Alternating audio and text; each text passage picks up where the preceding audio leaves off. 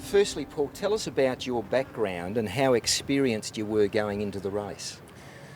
My experience prior to Osaka was mainly doing the major ocean racings in Australia, being the Sydney to Hobart yacht race, where I've competed in a total of 9, and also a couple of West Coasters, the Melbourne to Hobart race, and a lot of the local Ocean Racing Club of Victoria races across Bass Strait. It's so quite a reasonable amount of ocean racing. And Martin, how about you, experience going into the race? Yeah, fair bit, not as much as Paul, but I've done 3 Sydney Hobarts, a couple in the Skipper, and I've done 3 or 4 West Coast, Melbourne Hobarts, quite a lot of the Ocean Racing Club races around Victoria. So about 10, 12 years, something like that beforehand.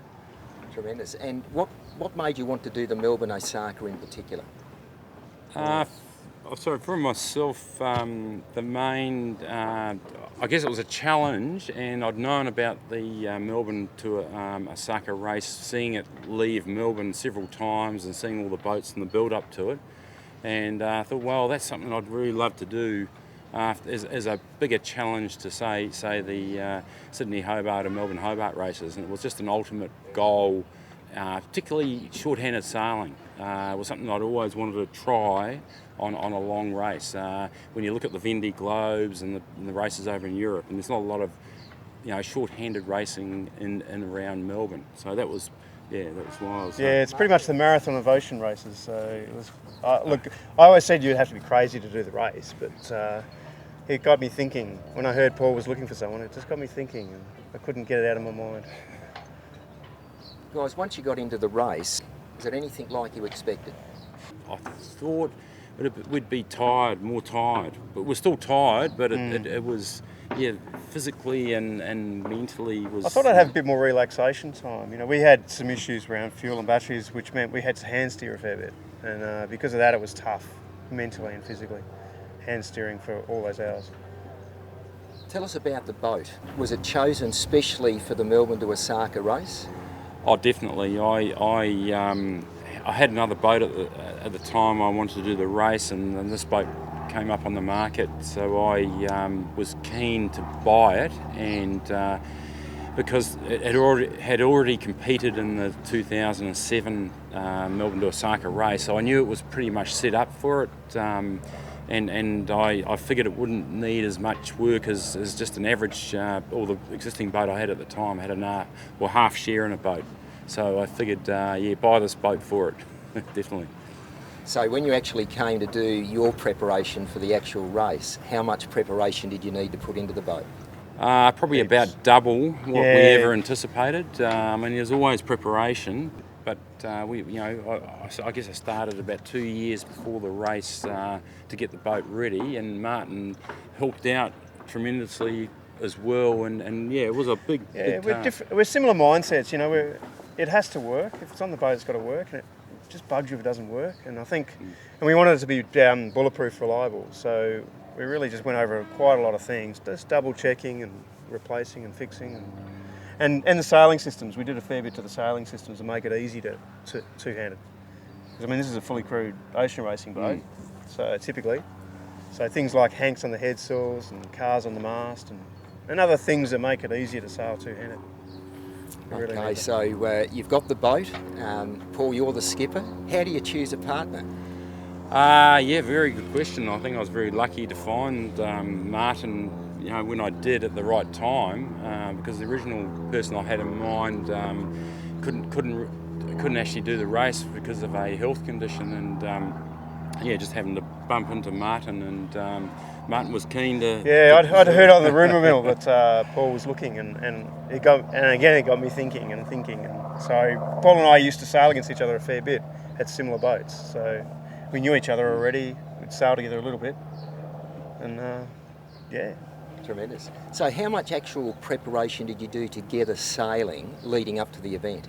We full did. Season, really. Yeah, we did. We did we probably did more than most of the other competitors. We started early, and we knew we had to do a lot on the water preparation racing, and so it paid off. Oh, it did, and it showed the difference between theory and reality. You know, the theory is this, but you go sailing and realise it's completely different, and you actually need a different approach to things. What were the main issues you needed to work on together to up sailing on a long race in that preparation time? Were there any issues that came up? I guess, yeah. I consider the biggest issue is sail changes and kite work. Kite work, you know, with a fully crewed boat, you've got lots of hands on deck. You can hoist it, you can trim it, but when you're two-handed, you potentially put your kite up, which you need the other person up. But when you're sailing you're sailing along with the kite up, the other person goes down below, and you're steering and trimming by and yourself, everything. And you really don't want to get them up, you know, because they need their sleep. So you try and do everything you can without getting them up. I think that's where the sailing, your approach to sailing changes dramatically. You're more conservative on things. You probably wait on things. You think about things longer. Yeah, that's. We touched on it there for both of you, but the day-to-day challenge of sailing the boat. Can you tell us a little bit about that? Oh, look, different wind conditions. You know, downhill, you were so focused on keeping the boat under the sails and not mucking up, because we were doing upwards of 20 knots at some stages surfing. So you can't leave the helm, you can't put the kettle on, you can't do any of that stuff. You just got to focus. That was challenging but exhilarating. You know, it's the most amazing sailing I've ever done is on this boat. You know, downhill and 35 knots behind us, flying. Oh, it's probably more than that, but yeah. They were monster waves, and the boat was surfing down these waves across this current just about 100 miles out of Japan, and literally, as Martin said, we couldn't leave the helm at all, and we were down to 2-hour shifts. And you're not just surfing a wave, you're surfing constantly for half an hour, 3/4 an hour, wave after wave after wave, because you're faster than the waves. It's just amazing. Other than that, just uphill sailing. My steering is so much better now than it ever was. I have instinctive steering skill from just hours and hours on the helm. It's quite incredible. Guys, talk us through the race. Actually, leaving Melbourne, getting into Bass Strait. Just through some of the main phases of the actual race. Crossing the star line was how good did that feel? It was a relief.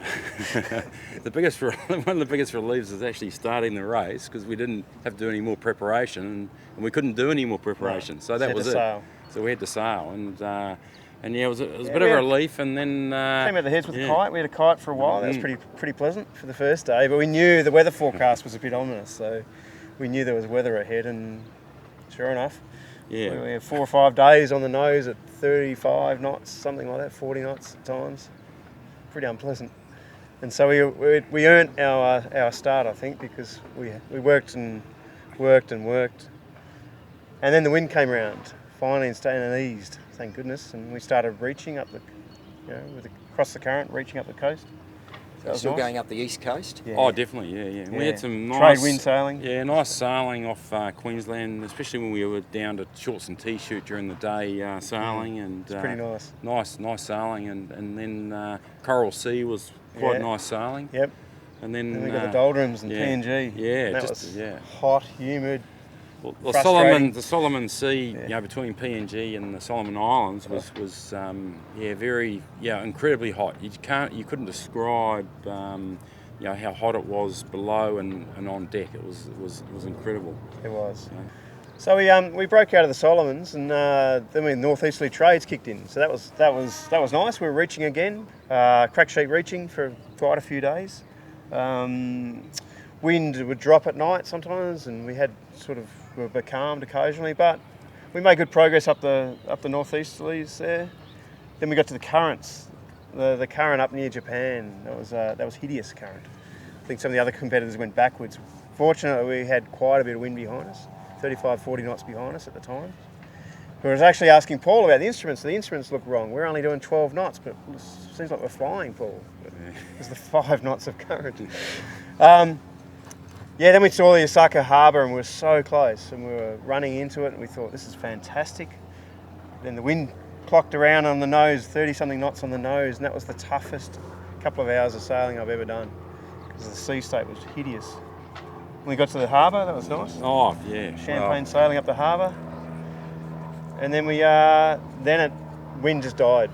We were off the airport there in Osaka harbour with not a breath of wind.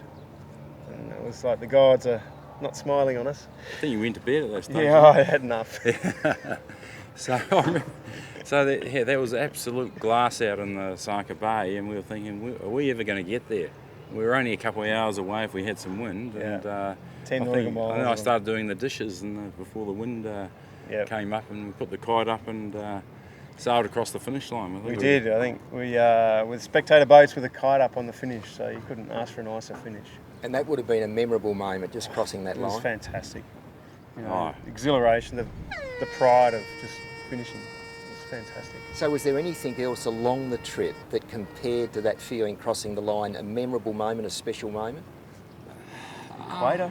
Yeah, the equator crossing was special. I mean, I guess most sailors, particularly ocean sailors, would always sort of dream about sailing across the equator at some stage in their sailing career, and that was definitely a special moment. It was.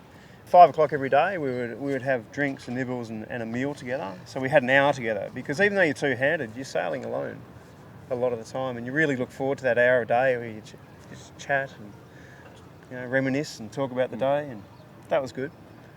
The emails home, the phone calls home, that was good. Tell us a little bit more about contact with friends and family back home. How did you do that on the race? We had a satellite phone on board, and that was a great method of talking to our family and our partners. Every couple of days we would get on the phone in the evening and have a chat for half an hour, and tell them that we're it's good to talk to them, and after that we didn't miss them as much, but definitely missed our family, and having the phone calls made a big difference.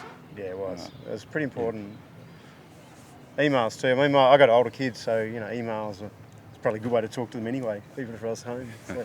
Did you do a blog on the way as well? Yeah, we did. Yes. We did every day. We'd post. That was quite good fun. It was a great way of our family and friends keeping an eye on how we were going and what our thoughts were. Was we sent an email update to the blog, and that got updated, and it was very, very popular little blog. You've crossed the line, you're in Osaka. Tell us a little bit about the welcome that you received there from the Osaka Hokko Yacht Club. They were amazing, weren't they? Absolutely fantastic. Hokko Yacht Club and their members were absolutely fantastic to us. I mean, we were, after 32 days of racing, and we jumped off the boat, they just totally looked after us. We didn't have to think. They had it all organised. The customs. They drove us in a car and a personal taxi to the customs, and they put on the champagne, and everyone was a winner. Speeches and flowers. Yeah. Every single boat got it. It wasn't just we'd done well. It was every boat got it, and it's just amazing. And to join in the parties and the celebrations for the next boats and the next boats was fantastic. The trip back. Did you both do it? No, I did the Australian leg, but no, Paul. Yeah, I took the boat back, and the trip back was another highlight. It was a fantastic way of seeing all the islands, the Japanese islands, the Pacific islands with Saipan. We couldn't stay at Guam, but we sailed past there, and the Micronesia was absolutely fantastic. There's an island called Lamachek that we stayed in a little lagoon, and the people there was amazing. There's no electricity. They basically fished off the ocean for their survival, and was absolutely amazing. The people that we met there, the chief of the island, it was absolutely fantastic. And PNG, we stopped at some islands in PNG. There's an island called Nissan Island, which is a lagoon. It was a fantastic spot that we enjoyed.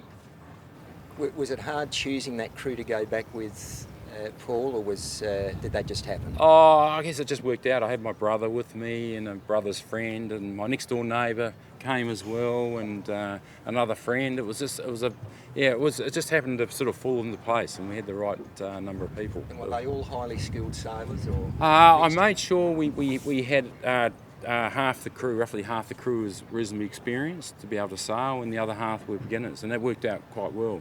And by the time we'd got in, the less experienced people actually knew how to sail the boat and could steer, and we could sort of trust them on the steering. It was great. And finally, guys, any tips for those thinking of doing the Melbourne Osaka race? What would you say to them? Look, I think you've got to commit early because it takes 18 months to 2 years, realistically, to get there and enjoy it. You could do a campaign in 6 months, but you'll either not make it or you won't enjoy it. I think if you want to enjoy it and you want to get the best out of the race, start early, prepare early. And choose the right sailing partner. Absolutely. You want to make sure I think that's yeah. One of our objectives was not just to get there; it was to be friends when we were there. Yeah. It was actually one of those things we talked about beforehand, and we worked hard at that. And we've sailed since. It's been good fun. That's right. Yeah, we're still sailing. We are exactly. Wonderful, guys. Well, thank you very much for your time. Cheers. Thanks.